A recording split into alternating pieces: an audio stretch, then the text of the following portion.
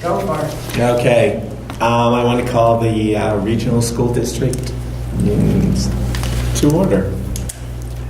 Our agenda is one item. Our school committee workshop on governance. All right. Dorothy Presser, take it away.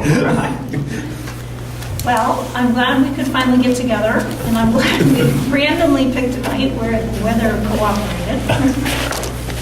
Just barely. Just barely. Exactly. It's been quite a month. So what I'd like to do tonight is 3 different items.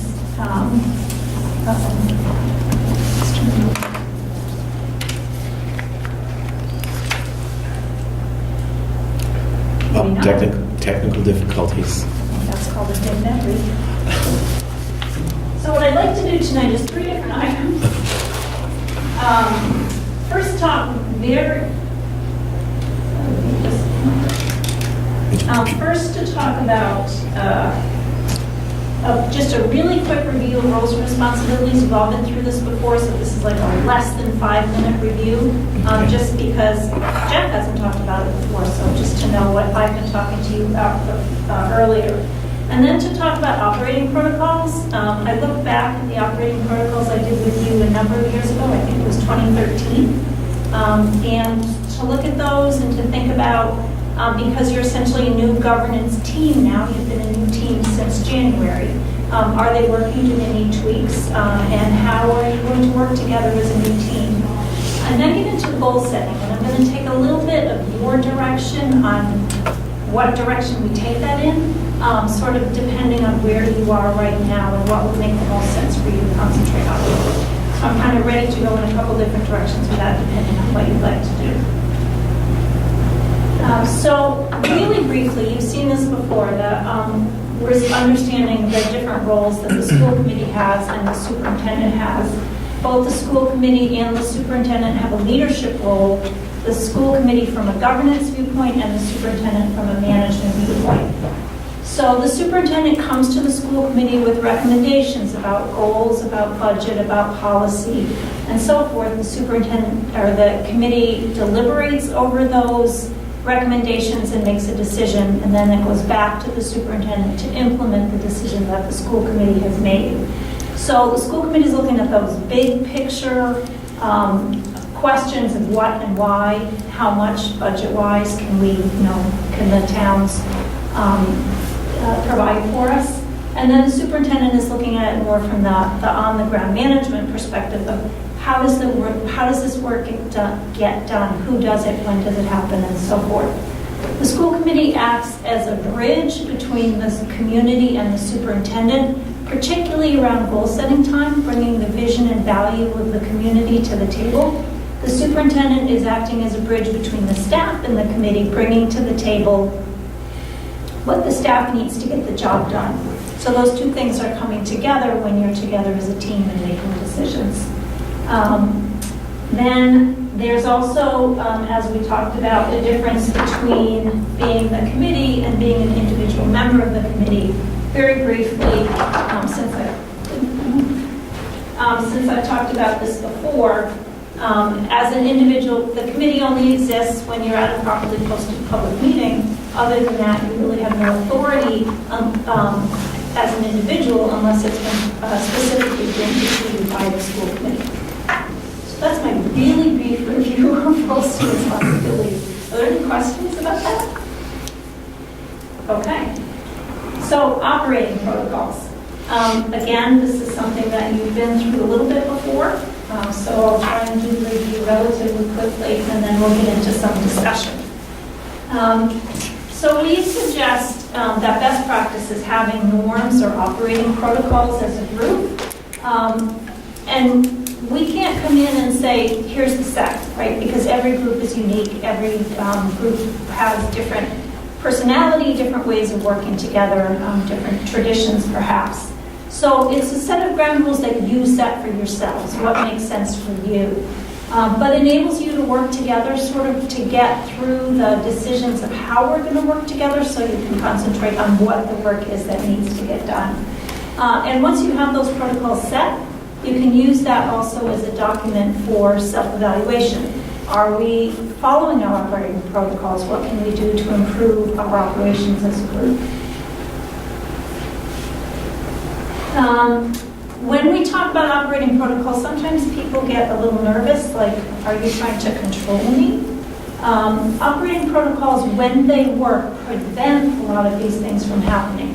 When operating protocols are in place and working well, they actually facilitate the flow of information, facilitate good discussion, and good decision-making. And certainly, the open meeting law constrains us enough sometimes that we don't want to use operating protocols to constrain our communication.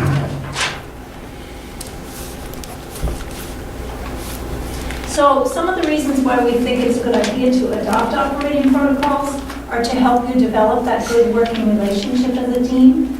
And when we talk about operating protocols, sometimes we're addressing what are some humps we need to get over, how can we work better.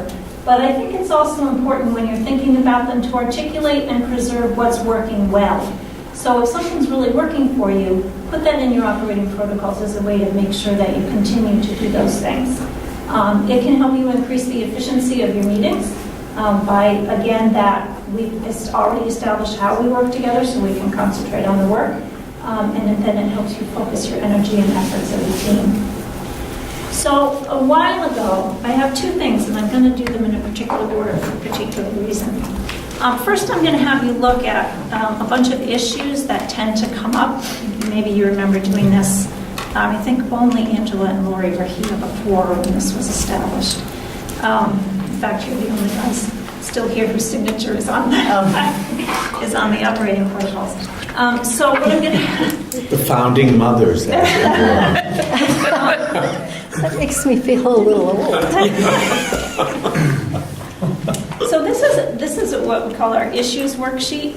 It's things that tend to come up as things that can be bumps in the road or reasons why committees say, maybe we could do a better job of this. So I'd like you to work in pairs and go through this with whoever you're paired up with, maybe 3 over there. And I'm going to ask you to go through it from the bottom up, or it's 3 sections: before meetings, at meetings, and between meetings. And I'm going to ask you to do it from the bottom up, partly because it's the between meetings where issues tend to arise about confusion about how things flow and happen sometimes. So that's like the other thing is, I've watched you guys, and I wish I could transport you guys to other communities, because I see really good discussion at your meetings, and I see that you really authentically respect each other and can have good discussions and can have differences and reach good conclusions. So there's a lot that you don't need to parse through to improve your practices. So the other thing I usually ask is that the chair and the superintendent not be the same team, since you tend to work together more in general anyway, so you might want to mix yourselves up a little bit. We can do that. Do you want to switch? You guys want to switch or flip? I'll switch with. You want to do that? Or do you want to go with the superintendent? We'll let you.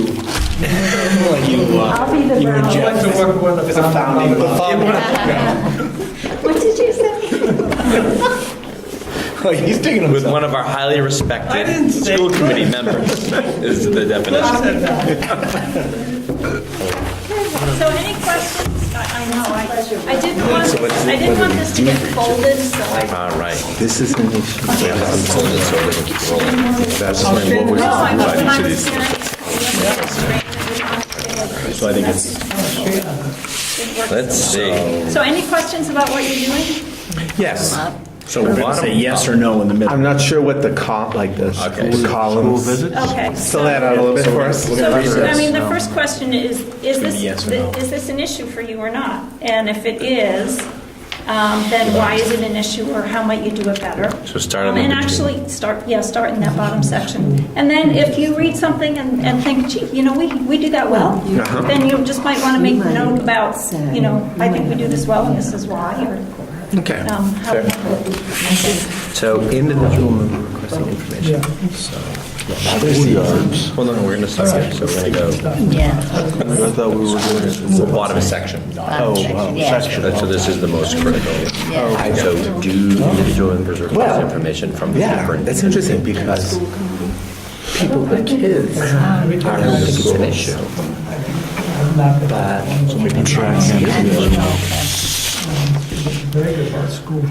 yes slash no. Yeah, we could do that. I haven't had to do that. That's right. Do that, could we not? Could we do See this? it as an issue. I'm gonna do a review. We're reading further into it. Yeah. We need to ask the search Right. and the response process to be We know fairly swift. Yeah. So not an issue. I don't see that, so I'm going to say no. Not really. We don't, I guess we, I think that why is it, so it's not? Yeah, I was looking at Individual members requesting an action from the superintendent. What is an but action? no, as far as just showing up or being in the group, I don't have The only thing I can think of that says it is requesting, So I think it's requesting ourselves, not generically. You know, if there's I'm trying to think of an example. I have never So what was it? What did you request? anyone has. Well, I requested that we look into providing alternatives to the walkout. Okay, and And I you got a sent- response? I got a response. So, And I actually sent a letter out to everyone So that I we- wanted Yeah. to be open. So that was, that's not, the same thing, I don't feel there's ever been any I'm not meeting. sure you get This is probably more reflective of our past. Well, yeah, I think we We don't have enough depth. We do a good job. But Nadine was always responsive to requests of action. Right. She didn't always do what we wanted. Always Right. take it back. But then again, that's not. Right. You know, and I've been on two And I think in your negotiations. situation, your example you sent, ideally, you probably should have sent it just to the superintendent rather than all of us, because if we, because it could have been construed as trying to Yeah, so, do we? state your opinion, it's not a public meeting. I was thinking of If one open, of us- I was thinking of the open Right. Meeting law. meeting law, and that's why I did it the way I did it. Yeah, but no one got in a dialogue or anything, then that So it would have been a doesn't- clear violation. So in a case like that, it would be a one-to-one is the right recommended process, stating an opinion as an individual. But, so again, back to that sort of, I mean, they're all kind of tied together, right? Yeah. Requesting an action, I don't I don't see it as an issue that we deal with. No, because you're not like telling the superintendent what to do, you must do this. I'd see that as that sort of Yeah. being an issue that way, if any of us were like, Back to what you Dorothy know, was doing. instead of just requesting an action, say, I really think you need to offer alternatives, you should offer alternatives. I'm ready to work hard. No, if, had you stated this is not a it in your problem. request of, I demand you to act in a different way,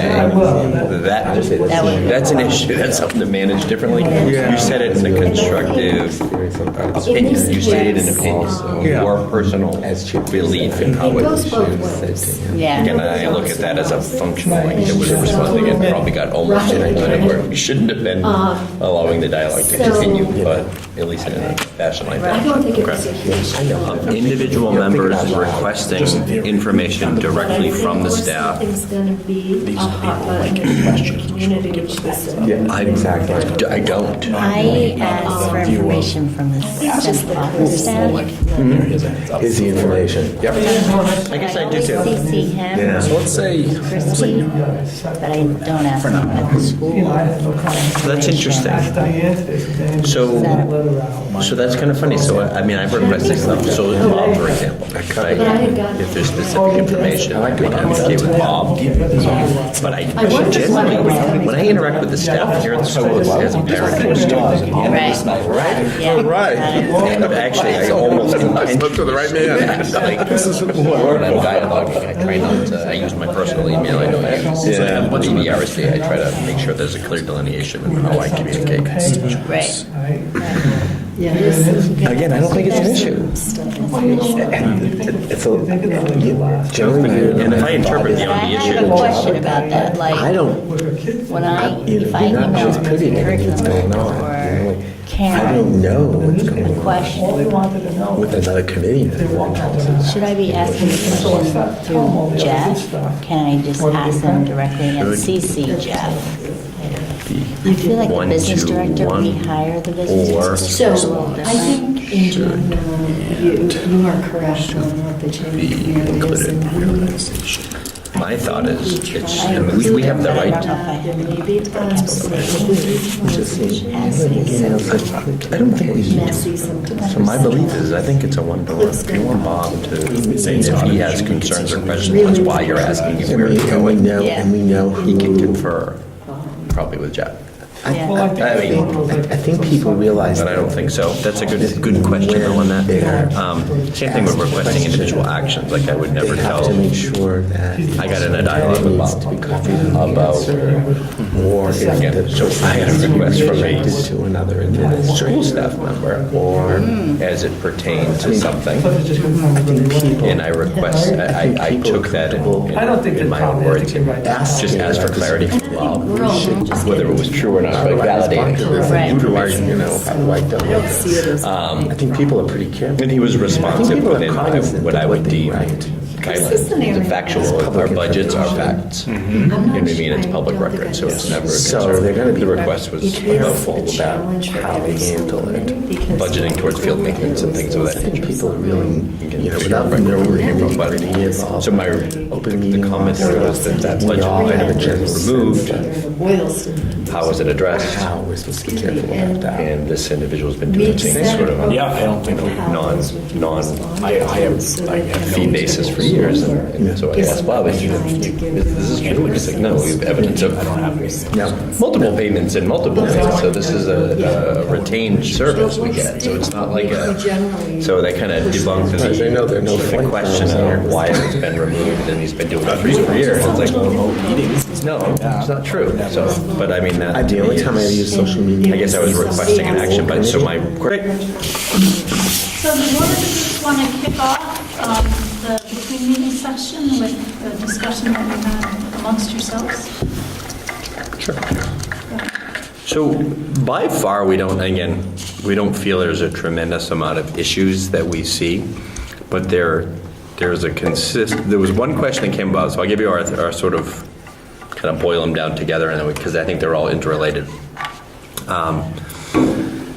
The individual members requesting information directly from the staff, and we don't really see it as an issue, but we wanted a clarification, and maybe we can all talk through that, is when requesting, say, from central office staff, should we be communicating, CCing superintendent on those requests, or other individuals, or is it really a one-to-one request?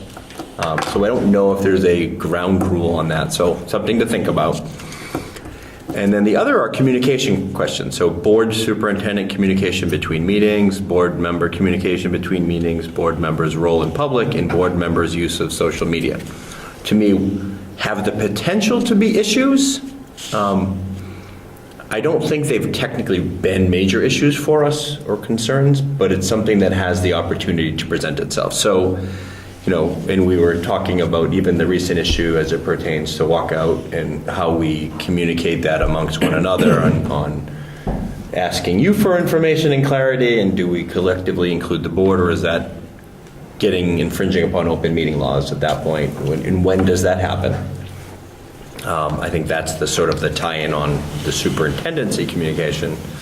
And then in public, how we are allowed to represent ourselves as individuals and how we're represented as the collective board. So if you're asked an opinion on something, I have two. I have my opinion as a parent and a taxpayer in town, but I'm also on a board, so I have to figure out how to massage the two of them and not create conflict. And sometimes that means you withdraw yourself from a conversation pretty quickly and easily and just basically not have an opinion. So those are the areas. I kind of pulled them together, but thoughts? I'll add that Cliff and I, on that second subject, role in public and role in social media, again, didn't feel that there were any current issues. Right. But the approach that we took looking at it is is it an issue because should we be taking more of a role on social media and in public? Meaning, we don't have any official issues with it today because as a group, we tend to be very good at that, and some of that is related to we just don't do it. Now, is that an issue because we're not? In today's age of social media, should we be doing more? Should we be out there promoting budget hearings and meetings and agendas and people coming to agendas? Should we be doing that? Dorothy, more? are there districts that manage a committee Facebook page, for instance? Yeah. There are a few, yep. So it's becoming more common? It probably is. I mean, there's so many things that I could say in response to all your sort of questions and things that you raised. Ed, what did you have to say? So this would take the form of a Berlin-Boylston School Committee Facebook page that we would then, I'm not even suggesting that. I'm suggesting utilizing the forums that we have out there today, the Boylston neighborhood and the Berlin neighborhood, right? If you take an example of recent discussions around some of the school safety and issues with the stuff wrapped around the walkouts and stuff, it got a high sense of sensitivity and visibility out there, right? Those are the forums where the people are watching and seeing. I'm just saying that forum's out there. Should we be utilizing that forum, getting ahead of things, using it to encourage folks to come in, encourage more open communication so that when an issue does arise, we're sort of helping the community versus being quiet about it. It's just, I'm not saying it's the right, I don't know if that's the right thing to do. We were just saying, is it an issue because we don't do that today? And I wonder what other school committees do as it relates to how I think some of us know, with, someone on another school committee, or is actually no longer on the school committee, and she was very vocal on social media. Very vocal on social media, sharing things and Where she was. right? So, Was that good or bad? I don't know. Not from our town. I'm not, it's not from our town, no, it's Yeah. a different town. But if that's how I think about it. You look at it, I think if you ask 10 people, you get 5 people say it was a bad thing and 5 people say it was a good thing. So I don't know the answer to the question. I always tie that back to, there's a position, right? There's a position of the board and there's a position of the superintendent. And if those are going to be conveyed as public messages, so if we use social media, we would want to direct them back to the statement or the place where you could find the universal response. So in this case, if there's a letter, we would want to make sure that if it's put on our site and you use social media to say, the board has an opinion on that, look here. Like you could kind of help people find it. But I think where it becomes challenging is when it becomes that opinion-driven cycle. Because someone can take it out of context in a heartbeat, and the next thing you know, they're saying, oh, I can't believe the Boylston and Berlin School Committee thought it's a great idea to do this, but I got a letter from the superintendent and said we shouldn't. So that to me is when it starts to unravel. So if we have that public document that we can direct people to, but I don't, again, there's no I'm not answer. even thinking, I'm thinking like we just using it more for advertisement, encouraging people to come to meetings, that type of stuff. Not even. Which I in saw res- you do recently. Not even a response to anything, Not not even even stating an opinion, not opinion. even, right? I feel like as a committee, our job is we hire the superintendent, our job is to empower the superintendent and empower the children to get a great education, right? Nothing we do outside of that is going to be outside of that. So I think if we just stay within guidelines, Cliff and I were more wondering, should we be just pushing things a little bit more, you know? So I think that's a fascinating question to ask. I'm a heavy social media user because I have to do it for work too. And ironically, somebody that I have seen manage school committee social media really, really well is Russ Duperret, our attorney.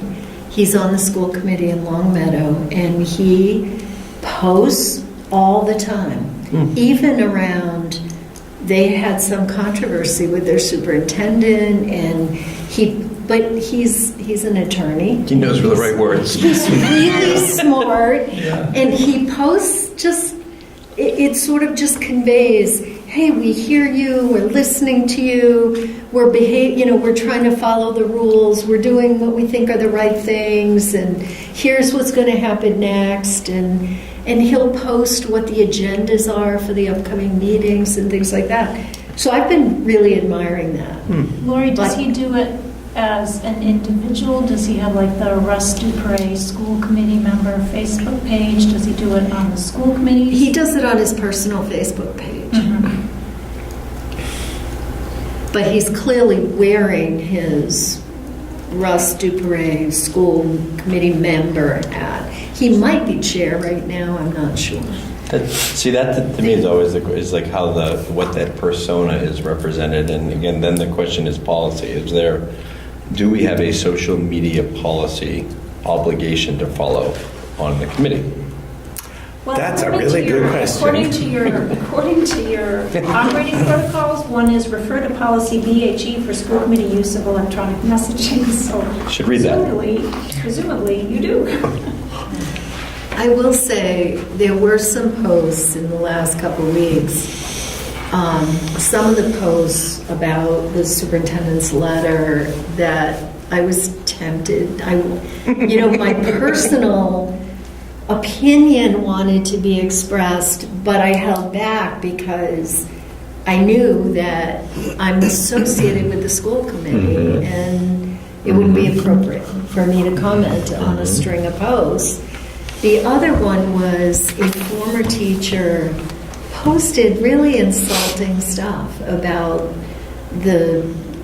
having and they weren't referring to you, they were referring to your predecessor, but said really nasty things about the superintendent and then about the school committee, and said, well, the school committee needs to elect people who have the time to do their jobs. And I'm thinking, This is a recent Liv, post. how much time have you put in this year? It just, and so there was a little bit of me that wanted to say, wow, what is it you feel we're not doing that you don't feel we're putting enough time in? But you can't engage in that situation. That's probably the first part of that. Unfortunately, social media allows for the Monday morning quarterback, which is basically all that is, right? You can go out on social media and encourage people to come to the meetings. If you have opinion on these things, come to the meeting, show up, be part of our agenda. You can be added to an agenda at any point, right? But unfortunately, it's all Monday morning quarterback, right? But it's almost like a standard response right there, though, is that we could sort of have scripted and say we really appreciate everyone's communication and dialogue on this. The appropriate We forum might encourage be you to- coming to a school committee meeting and have it on the agenda. Kind of, not to say it would pour water on it, but I think it might remind people that they're just spouting about your stuff out. They actually want to create action. The only Get involved. the other question, though, that I have in the back of my mind is regionalization. We've had trouble getting people to come to public forums. We're going to try again. On some level, Facebook or whatever is a public forum. And do we think about, letting people ask questions and try to provide reasonable, rational responses? Because on some level, without that outlet, you don't know what people are thinking. And we may be losing the opportunity to really clarify some information. So I'm just asking that as a question. Do you have anything you want to add, Jeff, to the discussion?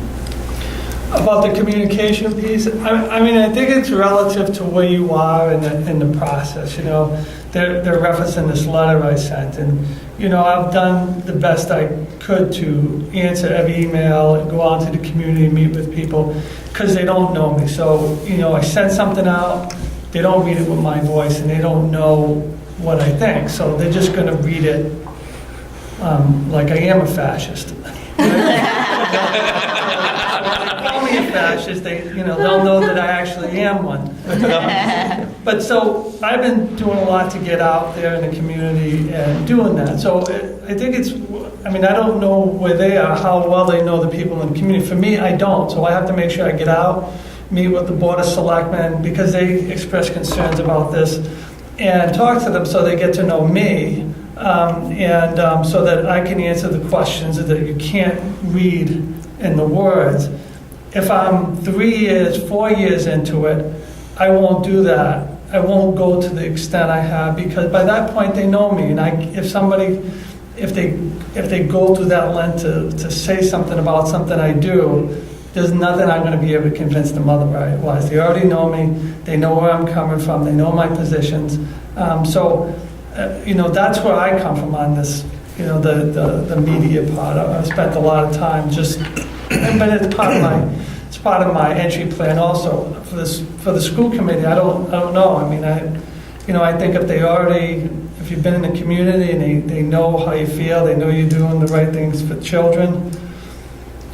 It's like Jim says, you got the Monday morning quarterbacks. What are you going to convince them after they already know how much time you put in? What more can you say to them? So part of me thinks it's not going to help.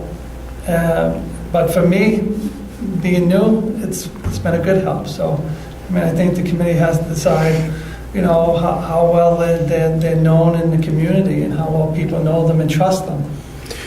And, and if they don't have that trust, or if they don't think they have that trust, or they think that people think that they're going to be here and then they're going to be gone, then I would think that having some kind of social media where they get out and answer questions would be very helpful. So just a couple, do you want to? But I just going to say, I think that's where the question arises from, though, is if we were being more proactive in doing things in social media, could we help you in that situation, right? Could we give voice to your letter? Could we give backing and voice to that and represent that? And that's where it's going to be portrayed, right? So that it is read in the voice you want it to be read. And that's my point is, if we just do things and it's out there, we know it's going to go out there and get its response on social media, is there a way for us, and I don't know what the answer is there a way for us to avoid that and be proactive on that type of stuff? I think if they know you and trust you, then if you say it, then they'll think, oh, well, then that's what it is, right? I guess I'm at an advantage that I just got here and I'm doing it, so. I think that social media should play a greater part going forward, and maybe selectively too, though. Like regionalization, if we're not getting the audience at a meeting, the participation, it only goes further to heighten our effort if we reach out via social media. And then we've touched every base, we've tried everything we can do, and there is, I think, a way to use it positively. And maybe it's not always a response to a certain thing, but I think you're right. If social media becomes a more consistent tool for communication, and then the question is back to, is it a personal persona or is it a school committee member? Do we set up school committee member accounts each year for everybody that's tied to your personal, but so you can represent yourself in a certain way? I don't think you need to go to that extent, but people know who we are. So you see it as 6 voices instead of like a school committee voice that goes out? No, I think so that's where it becomes challenging, right? Is if we should be representing a single voice. We hope Except currently we have 3 committees, so it's 3 voices. Right, but I mean, if I felt very strongly opposed to an opinion presented by the board, which could happen, it could be voted and I don't agree, I would refrain from utilizing social media to share that. That would be my responsibility, to not be like, they're out of their mind. That's, that would be, if on the other hand, I am probably in lockstep with the committee's opinion, then we probably would want to share that more effectively on social media to sort of garner more trust within the community, to provide another level of outreach. Because actually, probably some people, that's probably all they do for information. If it's not on Facebook or on Instagram, they probably don't even know it exists. Frightening to say, but it's another vehicle, it's another outlet for communication. It is. And you know what I've appreciated about this committee and the entire time I've been a committee member is that everyone has, in my view, has clearly understood that we only function as a committee when we're a committee, and that when we're not all together, we are individuals, and we cannot and do not speak for the committee. And everyone has been very respectful of that. So when you go into so this is how I think of social media. When you go into the social media arena, suddenly you're acting as an individual. So what does the individual do? And when I've posted things on social media, it's only been on the Berlin Neighbors Connect page. It's the only page I've done it on. And I've done informational things like posted an agenda. Just so you know, this is what we're going to be talking about. I've posted, this is where you go to watch the videos of our meetings because they're so engaging. Here's the link. This is where you can find, if you want to watch what went on in the school committee meeting. Here's where you can get the minutes of a meeting. You know, those kinds of things. I'm not saying this is the only way to use social media, but it seemed to me that this was another opportunity for us to let people know where they can go online to get additional information about what we do. Now, whether they find that helpful or not, I don't know. No one's ever said, yay, great post, Cliffs. Not even one like. No, kidding. But, you know, it's just like I feel an obligation that's one other place I can go and say, you want to watch a video of the most recent meeting, here's the link. You can do that. I could see it being, I'm thinking again, I'm sorry, I've always got that regionalization hat on. I'm thinking that the utility of social media around that would be very similar to what you're describing, in that, you know, we're going to be doing letters to the editor and editorials and trying to get information out. You can use social media as another distribution vehicle to get those materials, which already have sort of a packaged message, out without people feeling like they're going rogue somehow. Where I think we'll have a question maybe is you want people to engage. The idea of social media is people engage with the information you're sending, which means they'll ask questions and they'll express opinions. Mm-hmm. And you know, truthfully, you can't ignore at least the questions, you know. So that's a question mark in my head. Did you have something more to add? I was just going to ask if do school committees typically use these websites to just periodically update what they're doing? So, you know, like a regionalization or the policy subcommittee votes, and then they get all of the updated policies that were worked on gets posted for that month, and that kind of thing. Is that what they typically use it for? Typically, it's more. It is informational. Yeah. Just a couple of things that, in sort of to wrap up a whole bunch of different things in this conversation. First of all, as individuals, nobody can ever abridge your First Amendment rights. So even if you have an opinion that may differ, you have a right to express that. But you also have an obligation to your fellow committee members to support a decision that's been made. So you would need to, if you had a different opinion, you sort of have to say, I didn't agree with it, but I support it now because that's the will of the committee.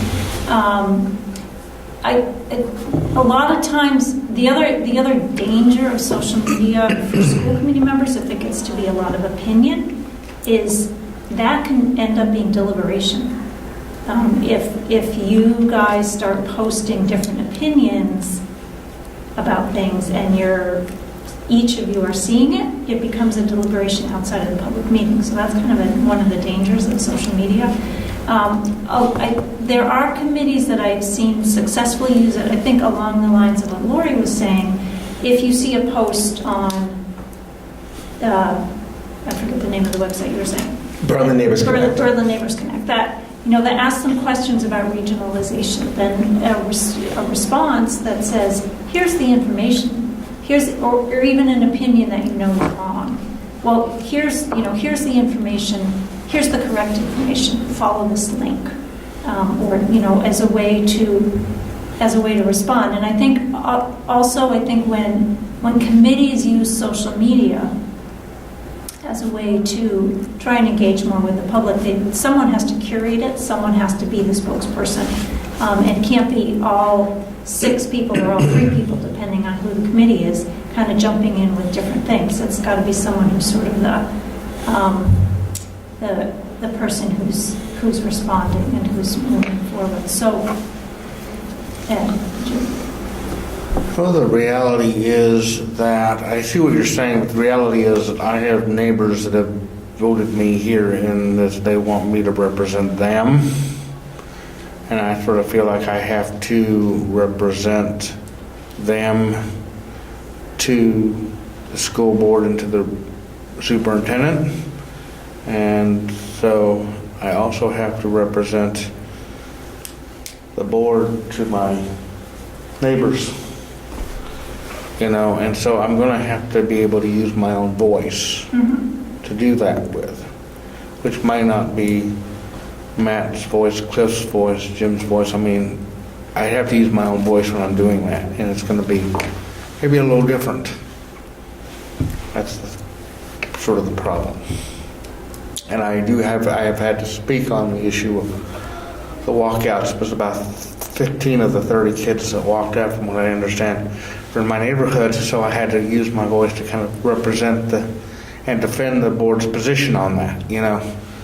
It may not have been the words that other people would have used, but I did defend the position of the school board on that, you know, about the need for the safety guards and all that, the safety precautions and all that, you know. So I had to speak to my neighbors' concerns about that. And just, right, but you're saying you were representing the board, and I mean, there's nothing wrong with that. You were representing the board. That's right, and also my neighbors to the committee, and that. So I have to sort of use my own voice for that. And the reality is, we're all going to be speaking with our voices, our independent voices, on social media to that extent.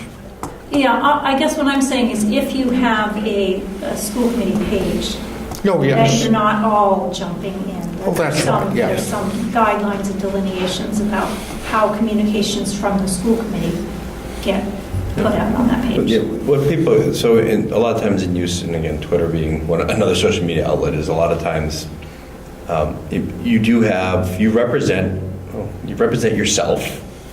You represent companies you work for, you represent your family, you represent the board, and if, unfortunately, younger kids don't recognize that yet, right? But in the bigger picture, that's the way you should utilize. I mean, it is a public entity that you need to share. So in your case, if you went back and said, everyone, walk out, and oh, by the way, the board doesn't think you should, like, that would be where conflict comes out, right? That's right. Your opinion, even if you wanted them to walk out, should be one of abstaining in a comment and just say the board's position is that you shouldn't do it. And I did. I told them, you know, it'd be a conflict of interest if I recommended a walkout. I mean, I could not endorse that officially, you know, so I represent the board's opinion to my neighbors, and then I wrote a letter. I don't think we're going to put together a board, like a board-based page anyway, so I don't know if we need to even, or at least at this point, unless it's a recommendation to superintendent that we build one. I don't see that as, I think it's just maybe being conscious of how we respond, but I think we should respond, and we should be active on it, and we should, I think what Dorothy said was important, about someone, or more than one, someone curating what gets put out there. Yeah, for example, like when we respond to emails, if we get an email that's addressed to all of us, which sometimes happens, the chair is the one that's supposed to respond on our behalf, and the rest of us aren't supposed to respond at all. And then it's usually brought up that we had a communication at the meeting. So I see something similar, like with posting, you know, regional information and things like that, coming from someone that wants to do it in a more responsible party like Lori and maybe Cliff, because I hate it. I don't want to monitor it. I don't want to read it, but I feel like it's necessary, and we're missing out by not using that medium. So, like, like, I personally don't want to be that person, but I feel like there should be someone. Okay, you're elected. So moved.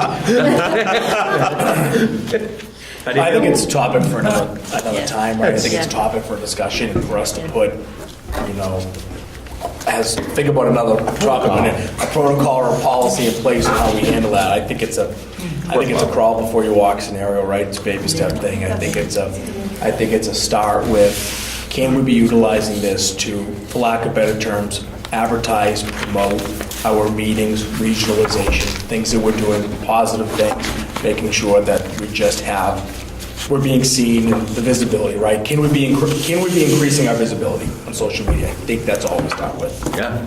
Right, and then see where it goes. An interesting side note is in Boylston, there's a neighbor, there are now two neighbor sites because one site was trying to curate and keep the conversation respectful, and there were a group of people who didn't like that.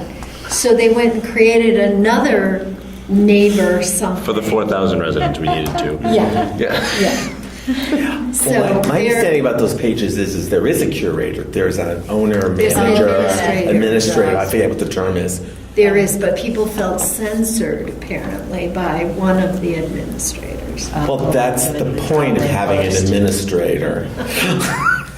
Well, at the end of the day, yeah, I mean, you want the public forum and the opportunity to share, but there are, at some point it gets a little off-colored and you probably need to. Well, and at some point, sometimes the information is just incorrect and you want people to jump on. Exactly. Two sites is just two places we can promote. The other You can rage on one, kind of keep it civil on the other.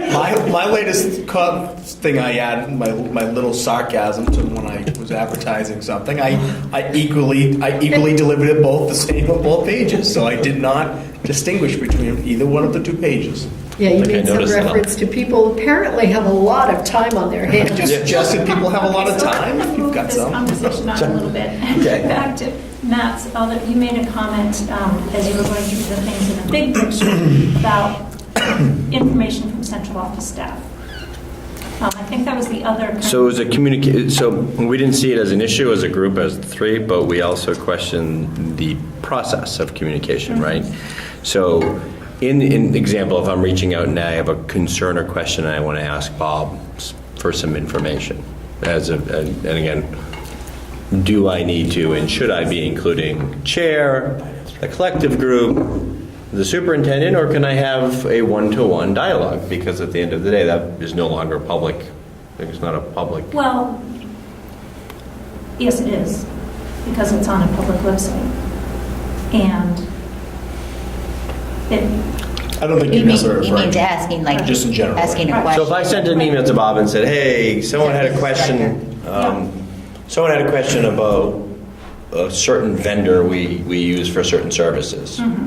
Can you clarify if they have been a vendor in the past or currently bidding, but, and again, so I'm able to communicate a question asked of me. Yep. Not stating position, not stating, just, again, do I need to collectively respond or request that, or can I say, hey, Bob? I can tell you the general guideline, and then Jeff can weigh in on what you would prefer. Because our general guideline is we pay the superintendent a lot of money to run the district, and he can best run the district when he knows the questions that are being asked. Okay. So even if, so whether the protocol is you send it either through some committees Bob say or through the chair, some people say directly to the superintendent, some people say CC the superintendent, some people say don't care, send it straight to Bob. But in general, if Jeff doesn't know the kind of questions that are coming up and are being asked of his staff, then it's harder for him to manage the district. So I'll let you weigh in on that. No, I agree. I mean, I don't need it to come to me, but I'd like to be CC'd on it. If I'm CC'd, I just read through it. I don't. He's going to tell me anyway. Mm-hmm. It's just easy if I get CC'd on it, then I can read through it. Okay. I mean, there's some things that I know Angela forwarded me something, and then it was about an issue in school, so I knew I could just take it and and send it to the right person. But if you know who you want to ask the question to, you know it's a question for Bob, it's a procurement question, then I'd just send it directly to him. Just CC you for the future, make it easier. Yeah. Great. The other thing, we have a protocol that we CC, like Christie should be getting any email we're sending to Bob or to you. You actually send it to her first. Yeah. But I think we're all still following that protocol. Like, she's the keeper of The public communication. records, yeah. That's what I've seen anyway. Most everything that goes to somebody else gets CC'd to Christie and I. Yeah, I think we should reinforce that Christie should be on every email, and that we need to make sure you know what questions are being asked, because we are paying you a lot of money to manage this district. And you are the chief executive You officer. guys paid me a lot of money. Seems like a Yeah, rumor. jeez. We should go to social media and find out. Did any other groups have anything different on the between meetings piece? We don't need to go into this. One of the only other things that we made a comment really on was the one around board superintendent communication between meetings. We sort of just brought up the idea of we had a previous superintendent where there was maybe over communication, and now we have a superintendent where we don't know if it's under communication. It's much less than the previous superintendent. Is there a right amount of communication? Is it an issue, or is it really just building that working relationship between the chair, the superintendent, the board, and if we get things done with less communication, that's good and efficient, or we should be communicating more? That's the only other thing that question we had. I mean, that's one of the things that's totally up to what everyone feels comfortable with. Yeah, well, we just talked about it because I was really aware of the fact, this is not meant as a criticism, Jeff, that under the previous superintendent got lots of communication, texts, phone calls, emails, it was, and sometimes questionable why I was being contacted. And you take a different approach. We do get less communication. And that's not a criticism. It's just, as you very nicely put, so what is the level of communication? Like what should it be? And I think we'll learn over the first 6 months that we're working with you what the right level of communication is. Probably the general rule of thumb in my mind is always surprises are never good, right? From any perspective. You don't want any surprises from us, and vice versa, right? If it's I something think that's fair. That's really fair. good starting point. That's a really good point. Yeah, if there's something that's a surprise to everybody, and then we probably didn't communicate well enough as a group. That is almost as basic as it needs to be in my mind, but I know that seems to be our attorney's point of view. Surprises are never good. yeah, it's. I mean, and I've told the leadership team the same thing. I don't want to be surprised, but I don't want to micromanage your buildings or your department. I don't need to know every step you make. I don't need to be at every one of your meetings. You guys pay them a lot of money. To do their job. So. I mean, but the same thing. I don't want there to be a surprise. So I mean, there's a couple of things that and I've said, "Oh, can you tell me that next time?" Because they didn't think it was a surprise, but I would have, and I'm sure that this will be the same thing. That you think, "Oh, tell me that next time," because that's the kind of stuff we want to know, and then I'll know. But other than that, I tend to. I mean, I don't micromanage people, and I don't want to be micromanaged. So. But when you get to that point where there's something you want, tell me. Then I'll know from now on. Yeah. That's what I'll do. That's fair. And not overdo it. Yeah.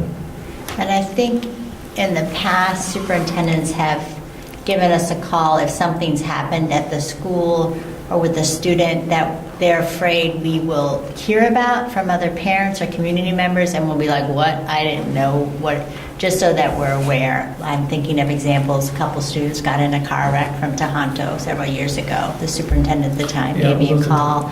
sure. It was like an incident where maybe an ambulance or a fire truck comes to the school. Yeah.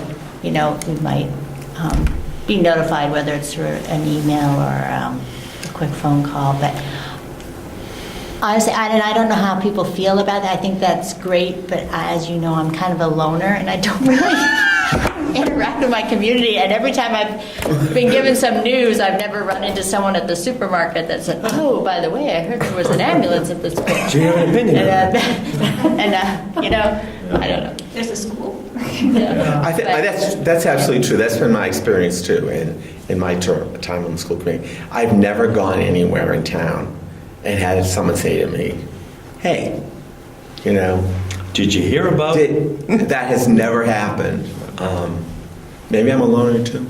And maybe it's partly too, because some things, like if there's an incident at the school, like in the grade school in particular, the principal is very good about Yeah. sending an email to the whole family, saying what he can say, and, you know, before, Yeah. you know what I'm saying? There was I do know. there was a fire alarm at the elementary Right. school, Yeah. and we find that out. That should never be.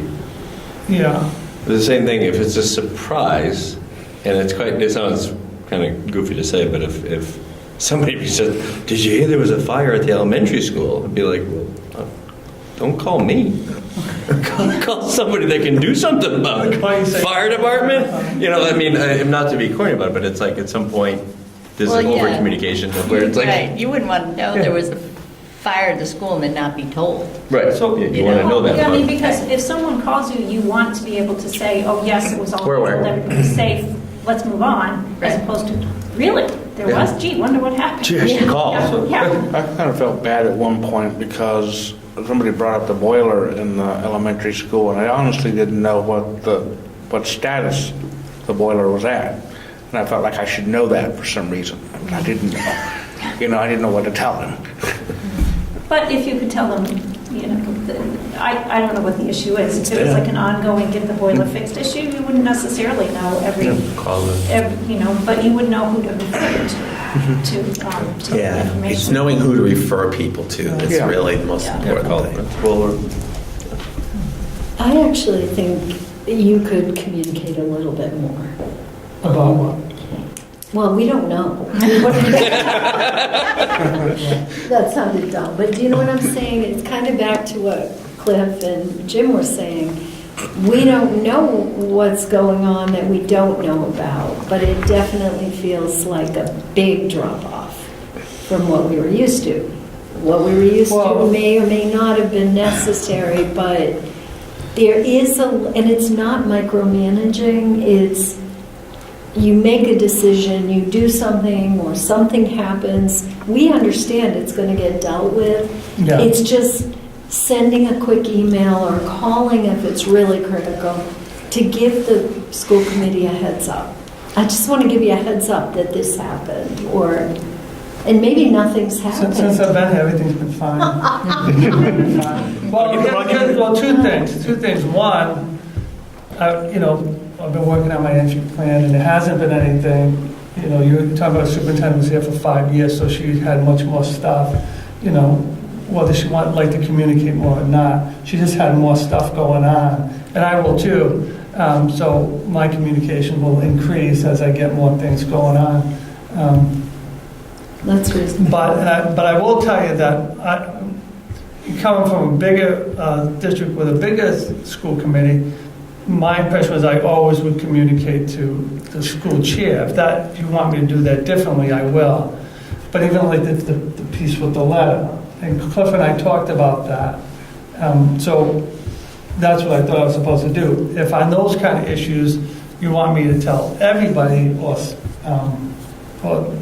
send something to everybody, I will. I just don't know what protocol you want me to follow. It's just as easy for me to send it to one as it is to send it to 6.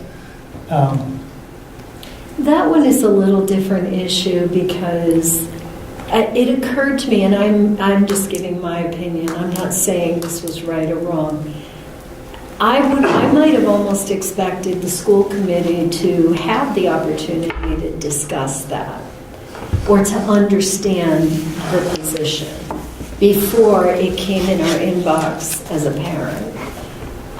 It was that element of surprise and not having the whole context of it.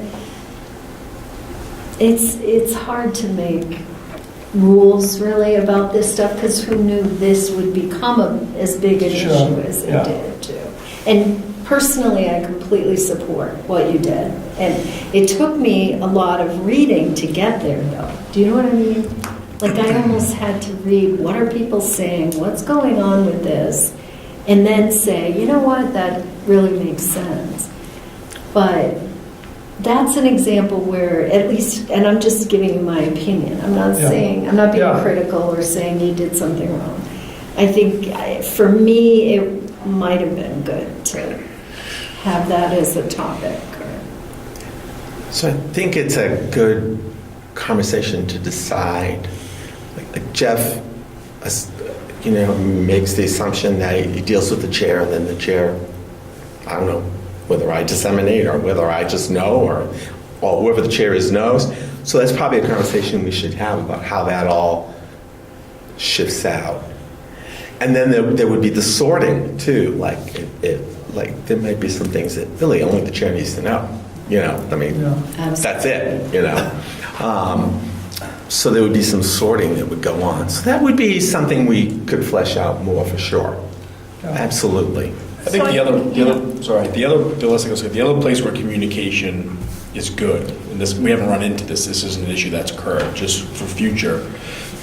And the previous superintendent was good at doing some of this, is notification about changes, topics, things that are going to come up that we're going to really get into probably at the next meeting, to make sure our meetings are efficient and on time and run timely, so that we don't run into situations where we have, sprawl in conversations and decisions, right?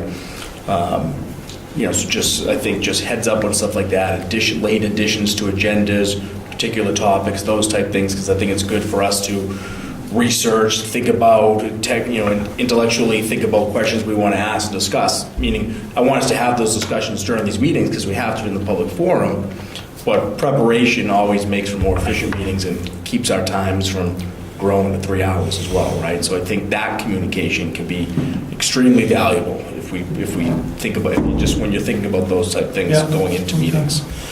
That's what I would say. In my experiences as chair, sometimes or oftentimes when I would meet or talk with the superintendent, we would kind of take a step back and say, well, should the rest of the committee know about this? And maybe particularly until you, the chair and the superintendent, both get a feel for the level of comfort of the committee, for the amount of information you want, to be asking each other, should the whole committee know about this? And then sometimes it's Cliff who would convey the information. Sometimes it's the superintendent. I mean, we would occasionally, the superintendent would call and say, there was an incident. And we would say, well, the committee should know. And superintendent, I really think you should tell them because they're going to have follow-up questions that I don't know the answers to. And I don't know how to answer. Or other times when it was relatively simple, this is, and I could take the responsibility for talking to the committee. And it's funny, I had an email earlier today from a chair of another committee saying, this incident happened with a student, and our superintendent says it's not the protocol to tell the rest of the committee what's the standard. So, well, there really isn't a standard. It's more of a guideline. And there's times when what the superintendent can tell you are extremely limited because there's privacy issues involved. Yeah, I would think. So really the guideline is no surprises to some extent. But there's a lot of issues that don't involve students, and you might want to inform. Just finally, I would like to say on it that, just let me know as I go along these things, and I will pick it up because, my assumption, we can kid about, paying me, but I assume I get the job and I'll handle it. And so my tendency is just to handle something and not bother people with it. And, and like I say to the leadership team, I don't need to know everything, just don't do anything that gets us in court or gets us prized or anything like that. Something like that, let me know. Other than that, you run your school, you run your department. And just because I trust that they're gonna take care of it, and that's what they were hired for. So I assume the same thing, that you hired me and I'll take care of it. And you know, sometimes, you know, I've asked Cliff about some stuff that's come up and kept them in the email chain, and just on a couple of recent issues, just because I want his opinion at the end when I get all of the other opinions. But let me know, and you know, as I go, I'll pick up what you want me to, what's important to you and what's not. And if I don't, tell me, and then that's what I will do. I have no problem doing it. I just assume that you want me to handle stuff. And I will say, Jeff and I do meet monthly before we have our regular school committee meeting. And we cover some of the topics that will be coming up in the meeting, but mostly we just talk about other topics that aren't going to come up in the meeting. Just things that I want to ask him about and things he wants to ask me about. So there is that communication going on. It's not always very visible, but it is happening. And Jeff does include me in email chains. And you know, there's nothing like a good email chain.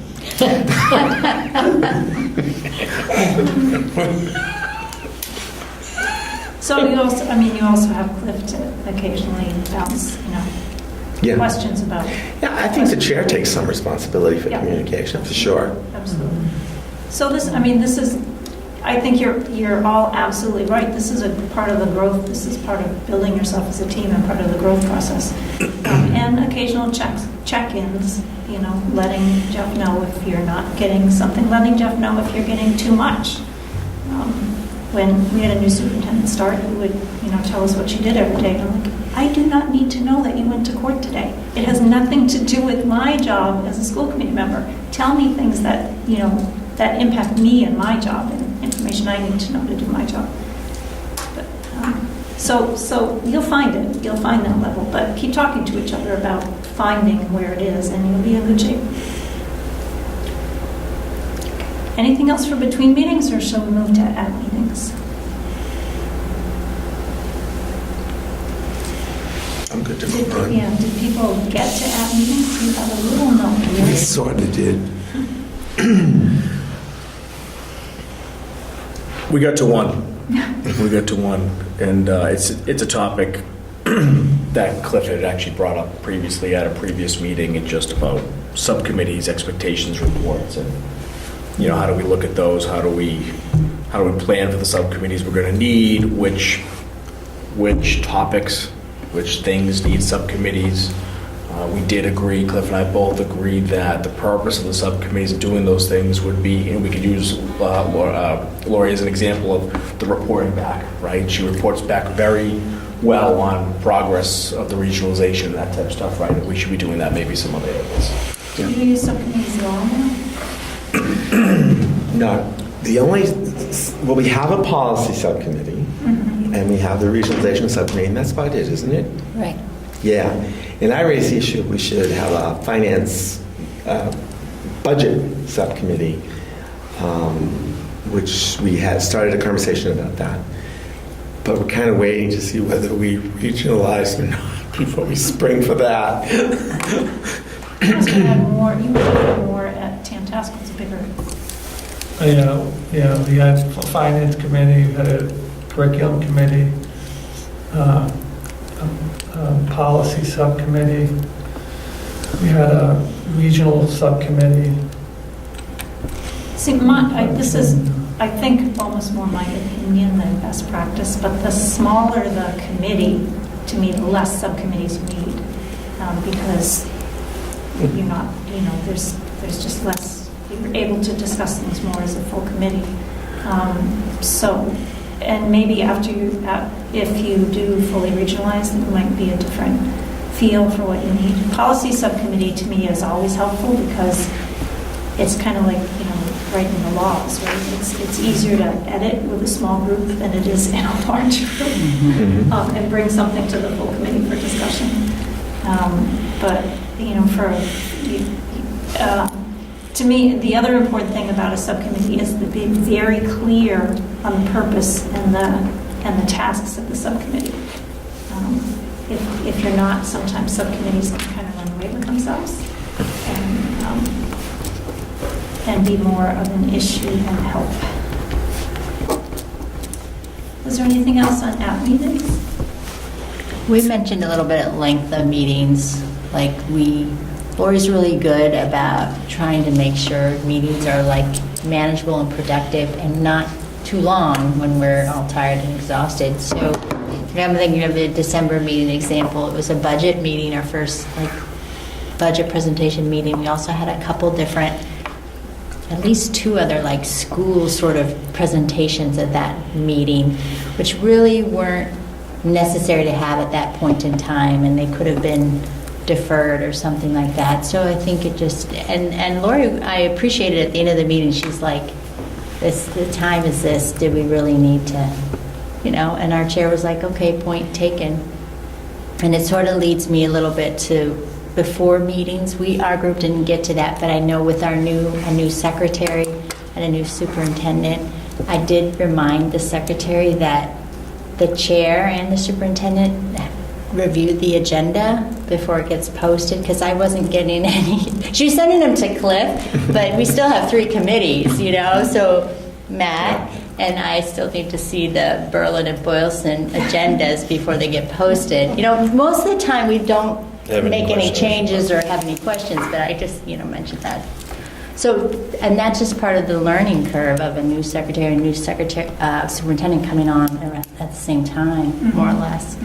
So. Well, I think, one of the tools, and actually I'll talk about it a little bit if we get more into goals and monitoring, because one of the tools that can be useful in exactly what you talk about is having a year-long agenda, because one of the purposes is to balance out the meetings and make sure you don't have the 4-hour meeting followed by the half-hour meeting, but that you could have 2 meetings that were somewhat equal. We've never had a half-hour meeting. We're not known for those. And what's the expectation of We will Saturday morning. You guys get time. I'm still on standard time. We've been meeting for an hour and a half, and I should ask the committee, what the expectation is. Sorry, but I need to do that. That's fine. I always feel like a 2-hour is an expectation. I mean, our regionalization subcommittees, we wrap them up within 2 hours. Our school committee meetings tend to be wrapped up in about that time. I would say from my viewpoint, 2 hours is about right. And if we don't get to goal setting tonight, then it's still perfectly relevant. I can whip through just a recap of it, because I know that Jeff is still working on his entry plan. So just sort of framing the idea of what to look at in goal setting, to me, would be perfectly appropriate to get to tonight. So sort of finishing up the operating protocols and doing a brief goal setting sort of. Okay, so we have about 30 minutes. Okay? Yep. Yep. Okay, thank you. Okay.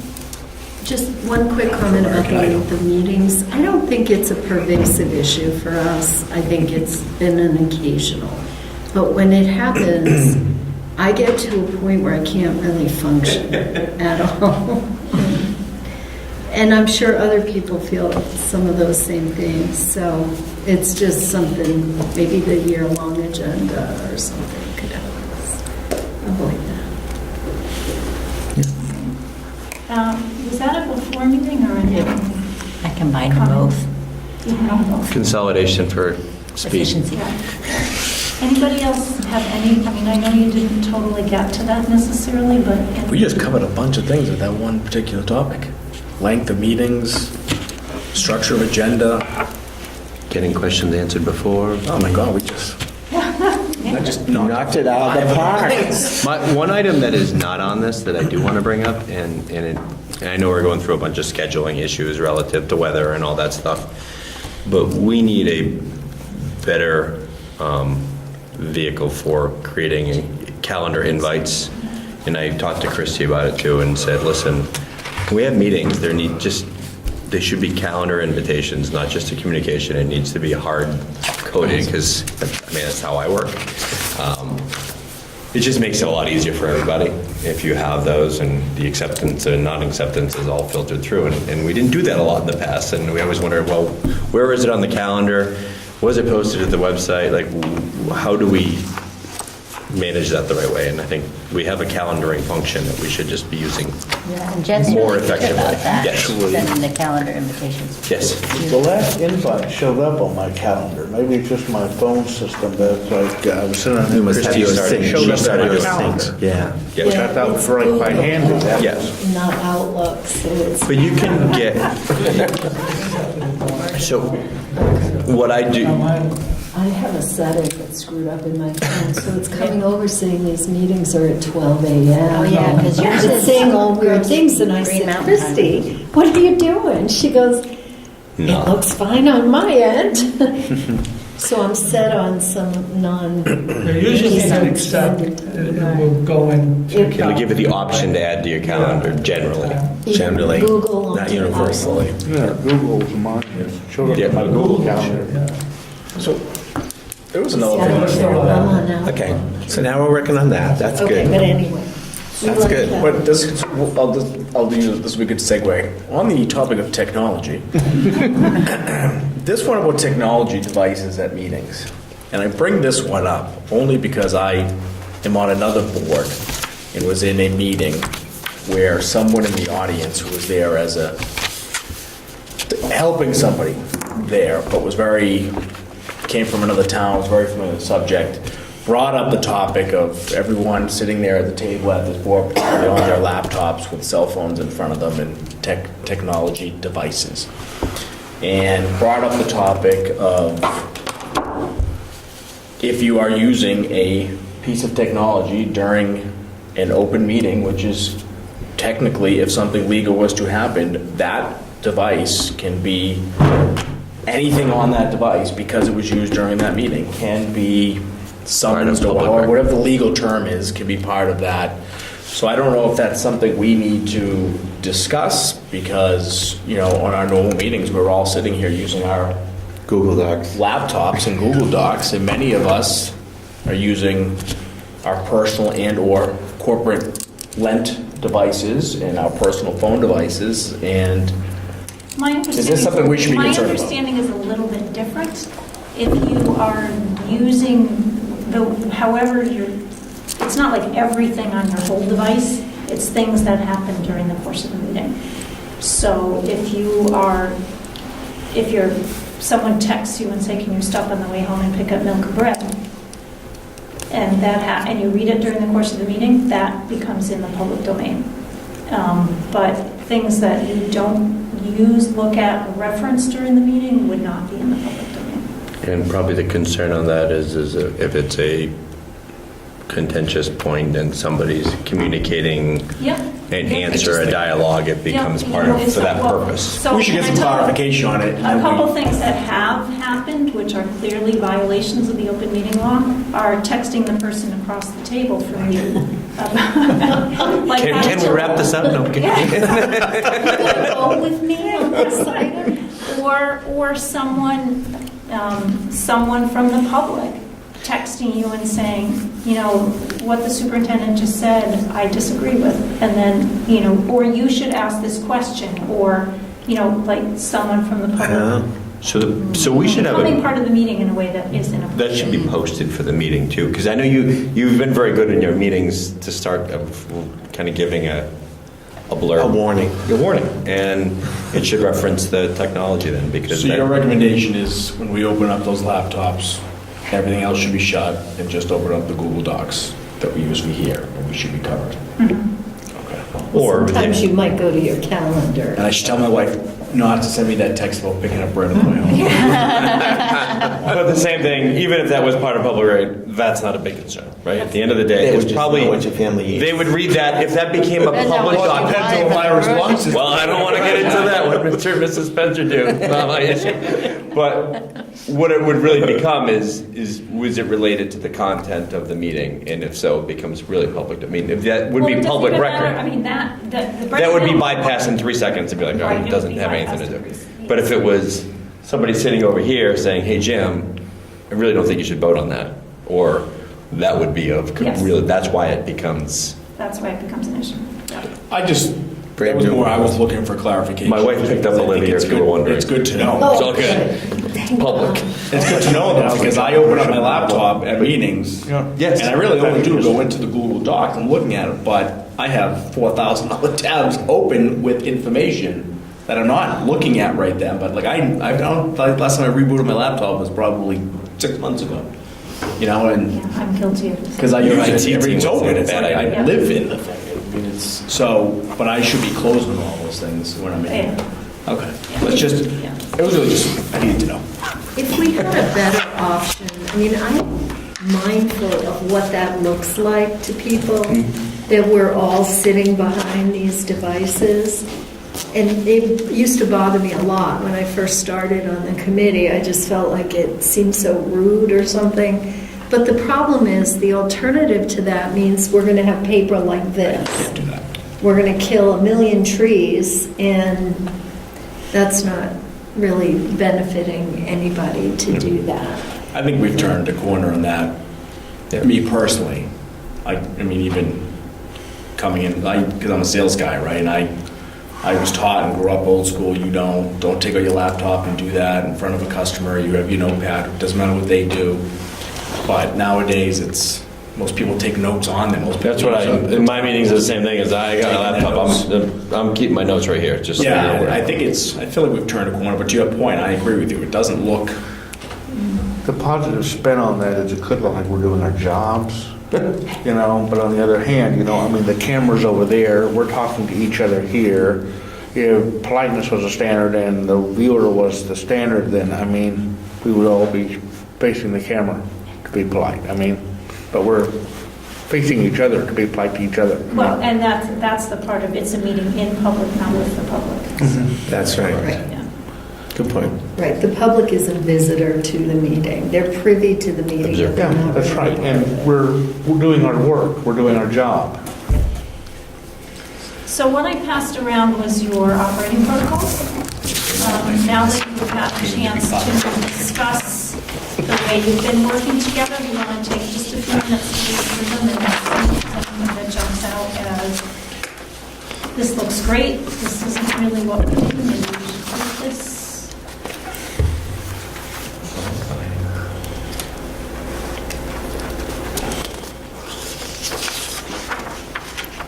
My only question on this is, when was this last time? Every year we sign it. She just has the old I would copy. say Ruth Well, blinded. But every year we sign it. Oh, you do? We Okay. do, we pass it on usually we do, Yeah. in May, when we after the new elections. God, for the memory of you and Lori. Has it But changed at all? but we've Well, the never names are changed it. different. Yeah. We've That's never why. changed it.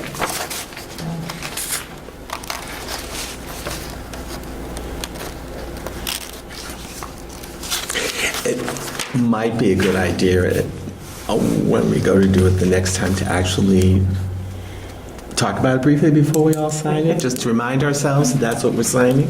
And you know, the other thing that I always encourage is make it doesn't have to be really long. It has to be the important things. I know that, you know, in doing a little bit of reading about norms and so forth, that I think, I'm going to say the wrong name. Real good to great. Not Covey.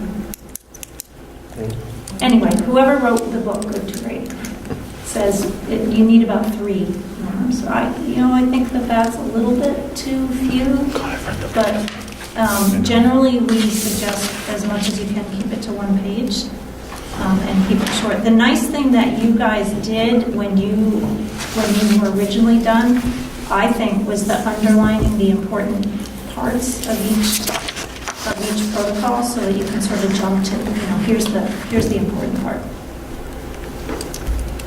Jeff, are you reading these for the first time? Any thoughts? The only one that does, the one that jumped out for me was 12, because I think we said there will be occasions where the chair is going to receive information and other members are not going to receive it at the same time. And that's. That would be in perfectly- violation of number 12. Right. So I don't think we need that necessarily.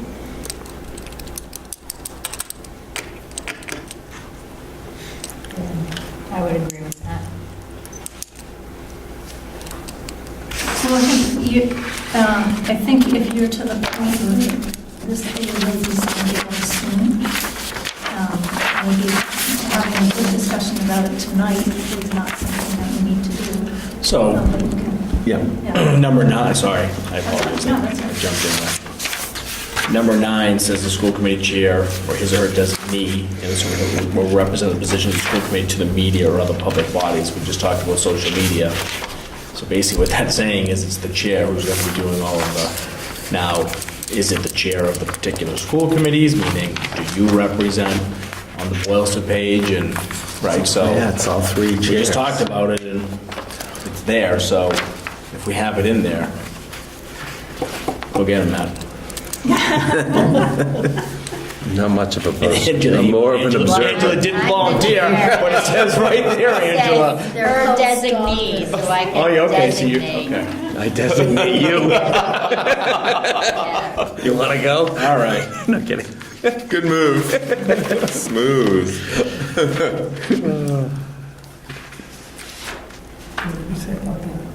I said we should, All members will receive this. right?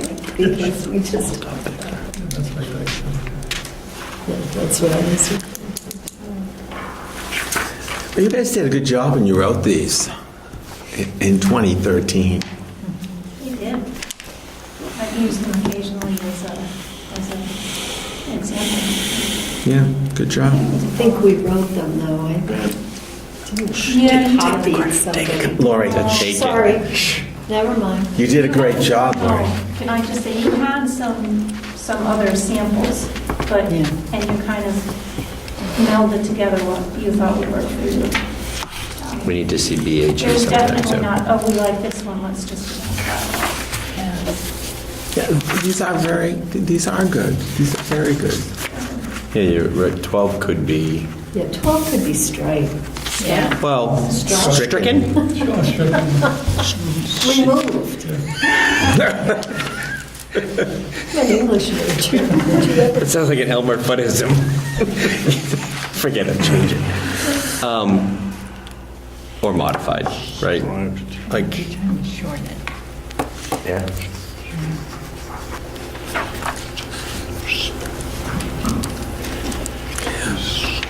Maybe it could be rewritten in the way you write like a vision, and then you write the detail I don't out. think it says anything other than.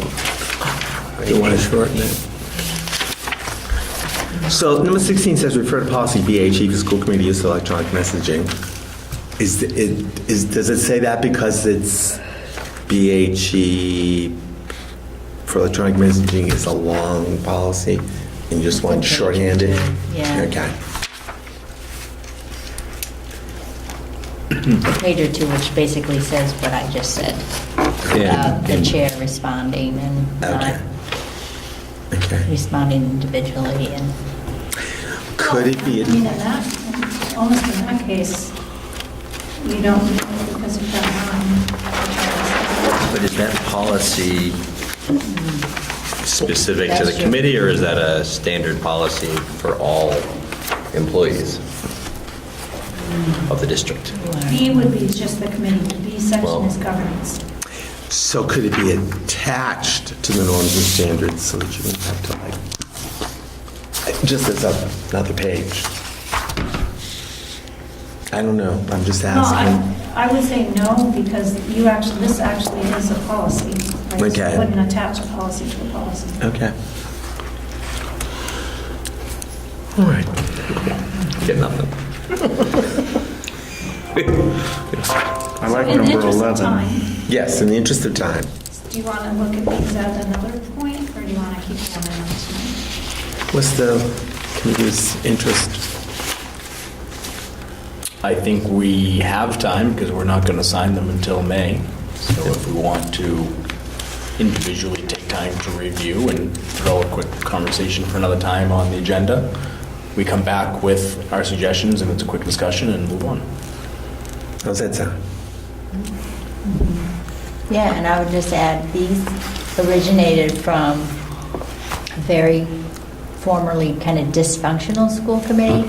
So I'm seeing a lot of stuff in here that really might not be necessary. It was very important at the time, but now I'm not really sure it needs to be included because it's not been an issue for 5 years but at the inception, it was important to add it. Now, I just to bear that in mind, what's really Or even important. shorten some of the statements. Yeah. More succinct. Okay, then we will put There's a this lot of protections in there. on a future agenda.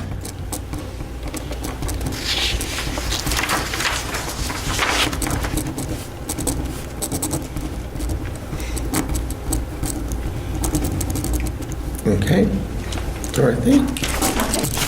So, in the time we have left, I'm going to take that we couldn't decide whether it was struck, stricken, or removed. To me, that maybe some of us are getting a little tired.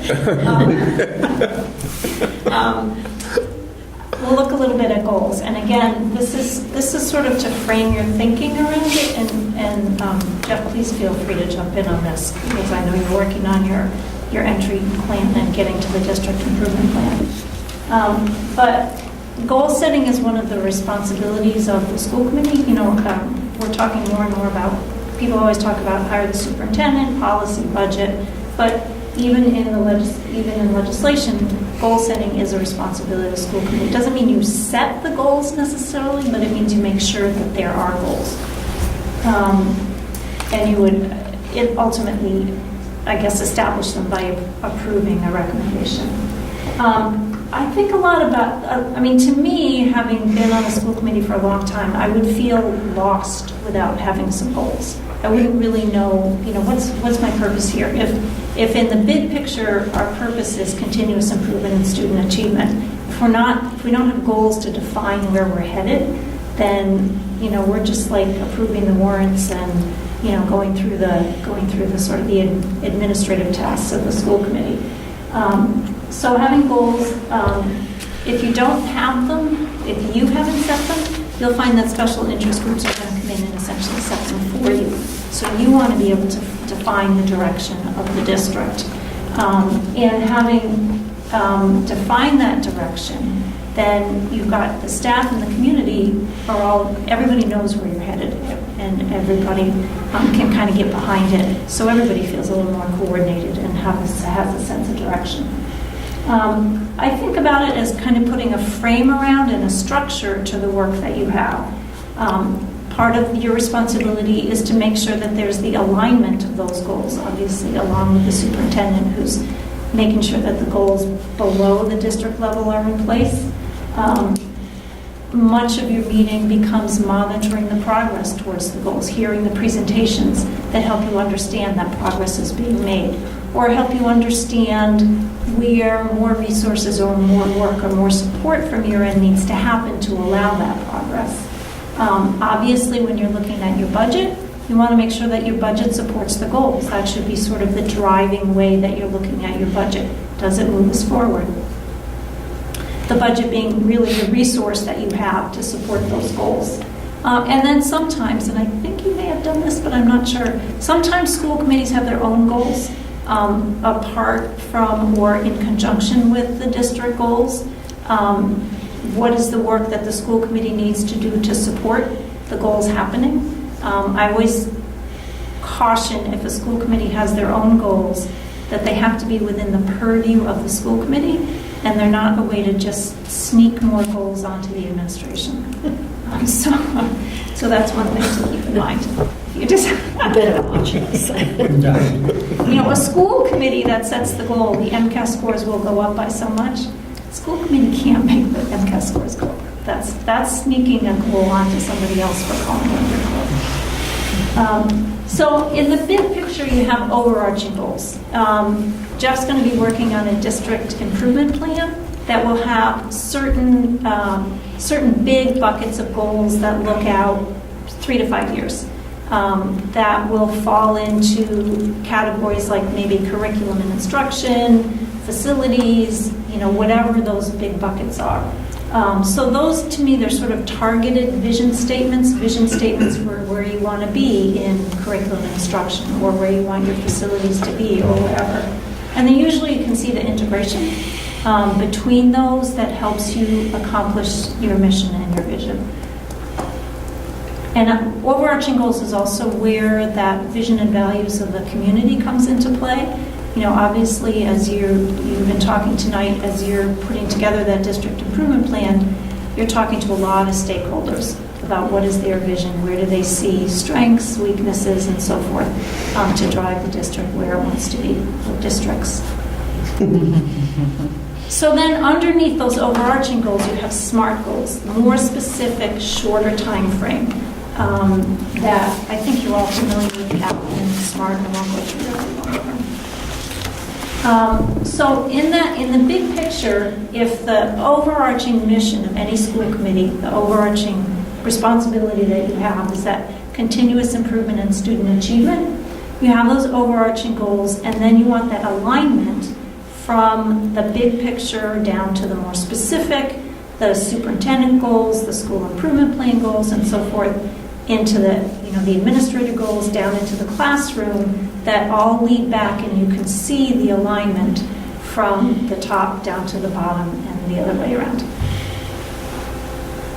There's also sort of a cycle of this. So you have the district strategy, which has those big picture goals, and then that's looking out several years. And then you have, in the shorter term, probably a year, here are the SMART goals that we're going to look at that will accomplish this year. And then you implement those goals, you use the budget to support those goals, you monitor the progress, and then you get back to the end of that SMART goal cycle, and hopefully you've accomplished them or accomplished most of them, and you say, okay, now what's the next set of goals that we establish? What's the next year's plan that gets us closer and closer to that vision that we have in those overarching goals? So making sense to everybody? So here's the part that I think, as you're starting to think about particularly your SMART goals, not so much the overarching goals, but particularly the SMART goals that get set either in the district plan or the superintendent's goals. The place that I see SMART goals fall down a lot is people make sort of a task list. They have a whole bunch of outputs, but they don't really think enough about what are the outcomes that we want. How will the district look different if these goals are established, if these goals are realized? How does this drive us towards the overarching goals? So having a really good discussion about the outcomes helps in a couple ways. It helps you understand that progress is actually being made. And if you have that discussion when the goals are set, it helps everybody have the same understanding of what that goal is supposed to accomplish. To pick on sort of what I see sometimes in superintendent goals, a number of years ago, it was very common for the superintendent to have the goal of, I'll do a certain number of walkthroughs this year. That's great.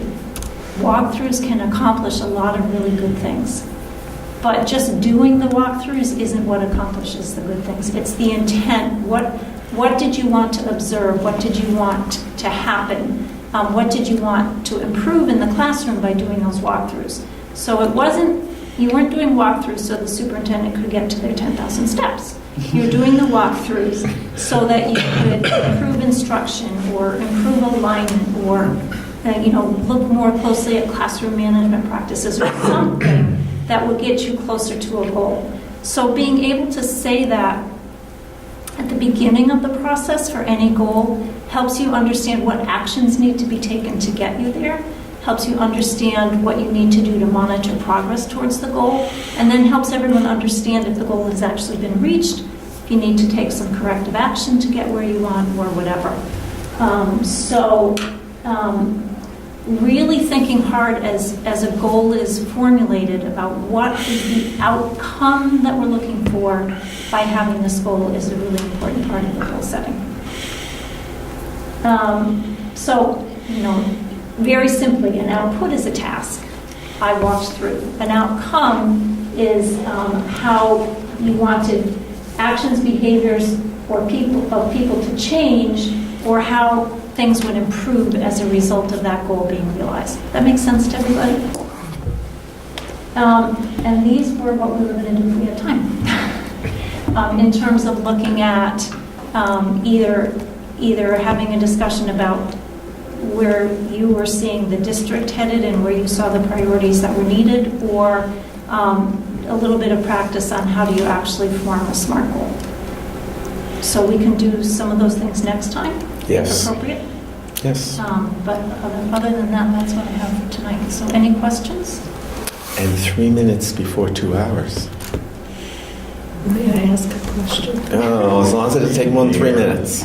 It's on the agenda. I'll do it really fast. Would it be appropriate to do that process after Jeff has had the opportunity to complete his entry plan and maybe the work that I'm guessing? So I think what Jeff might come to you with, will come to you with SMART goals so he'll come to you, talk to me about what your plan is. When you come to them with your district strategy, will it be the overarching goals, or will you have like the next year's plan underneath it? Well, it'll be both.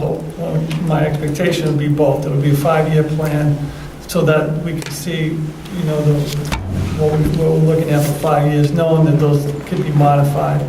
And then an exploded view of the first year, which I'll set my goals from. With specific outcomes, and we call them objectives, but and it reminded me when in the schools, when we started having teachers put objectives on the board, they would put agendas, like a list of things they would do that day. Right? But it would be, it'll be SMART goals, but it'll be broken out for each year. And then, so I would set my goals first that the school committee would approve. And once they approved those, I would meet with the principals and directors, and they would set their goals, their SMART goals based off my goals. So there would be a constant monitoring process. Not only would they monitor my goals, at the half-year mark, but every time the principals report out on what, they come, I think it's every other meeting, their goals should look like my goals, should be connected to them. So that all should be recognizable, just like you have on your chart. So that was sort of my big plan. We'd have a 5-year thing some kind of 5-year plan to show the committee about what would be broken out would just be the first year, just be next year. And then we'd make those modifications as we went along. Does that sound? Yeah, absolutely. Does that answer your question, or no, it doesn't? Yeah, I think it does. I felt like the first time we did it years ago, it felt out of order a little bit. Like we came up with overarching goals before Nadine had the opportunity to work with her leadership to kind of come My up. memory, and I could be wrong, my memory was she was asking you to come up with the overarching goals, maybe you remember, so that she could bring them to the leadership. Right. There was something about it that Yeah. felt out of order, though. And Well, but that, to me, that gets back to the coming together at the table of the community's vision along with the needs of the staff. I think the way that Jeff is approaching it, by doing the entry plan and the questions and the gathering of information first, that when he brings it to you, you'll have your input. But I think sort of naturally the way that process happens, bring a little bit more of that together at the same time, as opposed to what order does it happen in. Does that make sense? I agree. I think that's a better process than whatever we did. And there are some things, I know Jim had asked me this question, that there's one question that every single person gave me the same exact answer about. So it's really not a district goal, but it is a building goal. It's a clear building goal that they would have to, that will be a goal for the high school. But there are things like that that really just comes from the community. I mean, it's tied to the standards, it is tied to the standards now. But that's really community input. I mean, every parent, every community member, fire chief, police chief, they all said the same exact thing. It is all related to, student, sort of a student issue. But that's the input that you probably, if you'd asked the question, you would have obtained from the community yourself. Right? So indirectly, that is the community input. Oh, yeah, exactly. And one thing is about the process that you've described and that Jeff has embarked on, is that it needs to have sustainability in the sense that you don't lurch from year to year. There's a vision. I have felt, because I was not part of that initial, but I was always confused. I never really knew what the goals were. And I remember saying, why when the principals report don't they report on progress towards goals? And when I asked that question, they said, well, because there aren't goals. And I thought, okay, well, cool. I guess I'm not the only one who was wondering where the goals went. And I've seen presentations do a really good job of, this presentation, and this kind of goes to the year-long agenda and the monitoring, which is that the presentations should somehow be related to how they show progress towards the goals. Exactly. Or how they show what's needed to make progress to the goals. Right. Yeah. And that can be a really effective way to build your agenda and to make the meetings get. And so when we get to the budget piece, it's no surprise that a principal or a school is advocating for something. Yeah, or Jeff can say when he's advocating for his budget. Yep. This is look back at our district improvement plan. We really need more professional development in this area to drive the schools. So that's why this is the budget. And one of the things we're going to do is really a 3-day process, but instead of doing all 3 days, we're going to meet and develop it. And then I'm going to give it to the business manager to look at, give him a few weeks to say, could this even be done? And then meet again for another full day. Because if there's something in there that we're saying that it's just too far reaching, we'll have to go back and modify that. Because we want it to be sustainable. We don't want it to be something that looks great, but in terms of budget can't possibly be done. Even 5 years down the road, it wouldn't make sense. So we'll have that piece in there too, just to at least lend some sustainability to it. So. If it's not, we can say, Bob, But I've built that process in instead of doing 3 days altogether to break it up, just so we can figure that budget piece out, at least get an idea on it. Good. Probably good? You are good. I want to thank, before we adjourn, I want to thank Dorothy for her leadership tonight, but I want to thank the committee for what was great conversation from beginning to end, and thank you for your contributions. This is really a great group. Thank you. Okay, may I have a motion to adjourn? So moved. Oh, second. All right, all in favor? May I ask a question? Do we have another governance scheduled, don't we? Or In May, No. I think. No, I don't think we've scheduled it. Oh. And if we have, we will have to reschedule it because the next meeting has to come, it has to be linked to Jeff. Right. Okay. So, All right. and I won't be a chair at that time, so somebody else will have to solve that problem. Did you say Lori's got to solve that problem? Yeah, we'll go and wait a little bit. Is that what exactly what he said? Yeah. What did I say? I've already been there and done that. Yeah. We're just referring, Dorothy, to the fact that we have the chair is a one-year position. Yes. Okay.